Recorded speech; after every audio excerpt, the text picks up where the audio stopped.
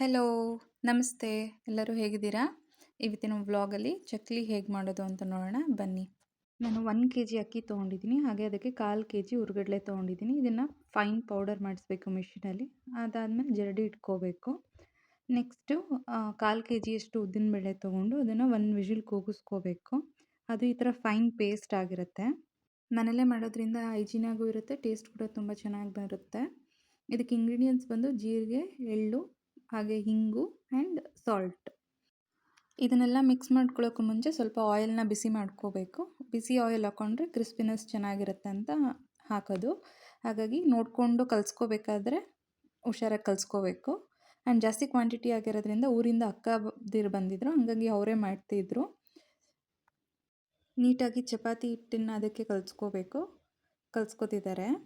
Next other side ಬಾಣಲಿಲಿ ಎಣ್ಣೆ ಕಾಯಕ್ಕಿಟ್ಟು ಏನೋ process ಅಂತೆ, ಚಕ್ಲಿ ಎಲ್ಲ ನೀಟಾಗಿ ಬರಲಿ ಅಂತ ಪೂಜೆ ಮಾಡಿಸಿದ್ರು. ಹಿಟ್ಟು ರೆಡಿಯಾಗಿರೋದನ್ನು ಚಕ್ಲಿ ಒಳಗೆ ಹಾಕ್ಕೊಂಡು ಕ್ಯಾಪ್ ಕ್ಲೋಸ್ ಮಾಡ್ತಿದ್ದಾರೆ. ಈಗ ಈಸಿಯಾಗಿ ಒತ್ಕೋಬೋದು. ಆ್ಯಂಡ್ ಆವಾಗೆಲ್ಲ ಮರದ್ದಿರ್ತಿತ್ತು, ಈಗ ರೀಸೆಂಟಾಗಿ ಇದು ಬಂದಿದೆ. ನಮ್ಮ ಅಜ್ಜಿ ಮನೇಲೆಲ್ಲ ಮರದ್ದೇ ಯೂಸ್ ಮಾಡ್ತಾಯಿದ್ರು. ನೋಡಿ ಎಷ್ಟು ನೀಟಾಗಿ ರೌಂಡಾಗಿ ಬರ್ತಾಯಿದೆ, ಚೆನ್ನಾಗಿರುತ್ತೆ. ತುಂಬ ಕ್ರಿಸ್ಪಿಯಾಗಿರುತ್ತೆ. ನಮ್ಮ ಮನೇಲಿ ಎಲ್ಲರಿಗೂ ಇಷ್ಟ ಚಕ್ಲಿ. ನಮ್ಗೆ ಯಾವ ಸೈಜಿಗೆ ಬೇಕೋ ಆ ಸೈಜ್ಗೆ ಹೊತ್ಕೋಬೋದು ಚಕ್ಲಿನ. ನೀವು ನೋಡ್ತಿರ್ಬೋದು, ನಾವು ಮೀಡಿಯಮ್ ಆಗೇ ಇರಲಿ ಅಂದ್ಬಿಟ್ಟು ಆ ಸೈಜ್ಗೆ ಹೊತ್ಕೊಂಡ್ವಿ. ಮೇನ್ ಥಿಂಗ್ ಏನಂದರೆ ಚಕ್ಲಿ ಹಿಟ್ಟನ್ನ ಹದವಾಗಿ ಕಲಿಸ್ಕೋಬೇಕು.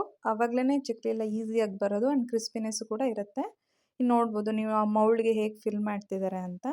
ನೆಕ್ಸ್ಟು ಆಗಿರೋದನ್ನು ಒಂದೊಂದೇ ಆಯಿಲ್ಗೆ ಹಾಕ್ತಿದ್ದಾರೆ. ನಿಧಾನಕ್ಕೆ ಹಾಕಬೇಕು, ಒಂದ್ರ ಮೇಲೆ ಒಂದು ಕೂತ್ಕೋಬಾರ್ದು. ಸೊ ದಟ್ ಹಂಗೆ ಕೂತ್ಕೊಂಡ್ರೆ ಎಲ್ಲ ಅಂಟ್ಕೊಂಡು ಮುರಿದೋಗುತ್ತೆ. ಸೊ ಸೈಡಲ್ಲೇ ಒಂದೊಂದೇ ಹಾಕ್ತಾ ಹೋಗಬೇಕು. ಅದನ್ನು ಬೇಯೋಕ್ಕೂ ಅಷ್ಟೇ, ಒಂದು ಸೈಡ್ ಕಲರ್ ಚೇಂಜ್ ಆಗ್ತಾಯಿದೆ ಅಂದಾಗ ನೆಕ್ಸ್ಟ್ ಅದನ್ನು ತಿರುಗಿಸ್ಕೋಬೇಕು. ಈ ಬಾಣಲಿ ಬಂದು ಒಂದು 100 years ಓಲ್ಡು. ನಮ್ಮ ಅಜ್ಜಿ ಮನೇಲಿ ಆಗಿನ ಕಾಲದಿಂದನೂ ಯೂಸ್ ಮಾಡ್ತಿದ್ರು. ಸೊ ಅವ್ರ ಊರಿಂದ ಅದನ್ನೇ ತೊಗೊಬಂದ್ಬಿಟ್ಟಿದ್ರು. ನೀವು ನೋಡ್ಬೋದು ಹೇಗೆ ಚಕ್ಲಿ ಬೆಂದಿದೆ ಅಂತ.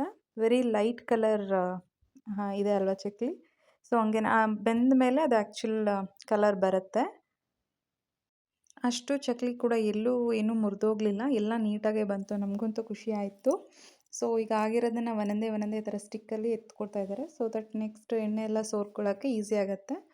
ಎಣ್ಣೆ ಎಲ್ಲ ಸೋರಿದ ಮೇಲೆ ಅದನ್ನು ನೀಟಾಗಿ ಆರಿದ ಮೇಲೆ ಬಾಕ್ಸಿಗೆ ಪ್ಯಾಕ್ ಮಾಡ್ಕೋಬೇಕು. ಅದು ಅರ್ಧಂಬರ್ಧ ಬಿಸಿ ಬಿಸಿಲೇ ಹಾಕಿಬಿಟ್ರೆ, ಲಿಡ್ಡೆಲ್ಲ ಕ್ಲೋಸ್ ಮಾಡಿಬಿಟ್ರೆ ಚೆನ್ನಾಗಾಗಲ್ಲ ಅದು. ನಾವು ಮಾಡಿಸ್ಕೊಂಡಿರೋ ಕ್ವಾಂಟಿಟಿಗೆ ಸ್ವಲ್ಪ ಟೈಮ್ ತೊಗೋತು. ಆಲ್ಮೋಸ್ಟ್ 2 hours ಆಯಿತು ನಾವು ಎಲ್ಲ ಚಕ್ಲಿಗಳನ್ನೂ ಬೇಯಿಸಿ ಒತ್ತಿ ಮಾಡೋಷ್ಟರಲ್ಲಿ. ಬಟ್ ಯಾವುದು ಒಂದು ಮುರಿದೋಗಲಿಲ್ಲ, ತುಂಬ ಚೆನ್ನಾಗಿ ಬಂತು. ಓವರಾಲ್ ಟೇಸ್ಟ್ ಅಂತೂ ತುಂಬ ಚೆನ್ನಾಗಿತ್ತು. ಹಾಗೆ ಕ್ರಿಸ್ಪಿ ಆ್ಯಂಡ್ ಕ್ರಂಚಿಯಾಗೂ ಕೂಡ ಇತ್ತು. ನೀವು ಮನೇಲಿ ಟ್ರೈ ಮಾಡಿ ರೆಸಿಪಿ ಹೇಗೆ ಬಂತು ಅಂತ ಕಮೆಂಟ್ ಸೆಕ್ಷನಲ್ಲಿ ತಿಳಿಸಿ.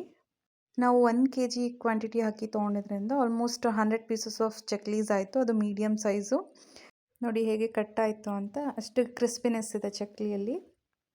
ಇನ್ನು ಯಾರ್ಯಾರು ನನ್ನ ಚಾನಲ್ನ ಸಬ್ಸ್ಕ್ರೈಬ್ ಮಾಡಿಲ್ಲ, ಪ್ಲೀಸ್ ಸಬ್ಸ್ಕ್ರೈಬ್ ಮಾಡಿ. ಹಾಗೆ ನನ್ನ ವಿಡಿಯೋಸ್ ಎಲ್ಲ ನೋಡ್ತಾ ಇರಿ. ಇನ್ನೂ ಕುಕಿಂಗ್ ವಿಡಿಯೋಸ್ ಎಲ್ಲ ಬರ್ತಿರುತ್ತೆ. Thank you everyone. See you soon.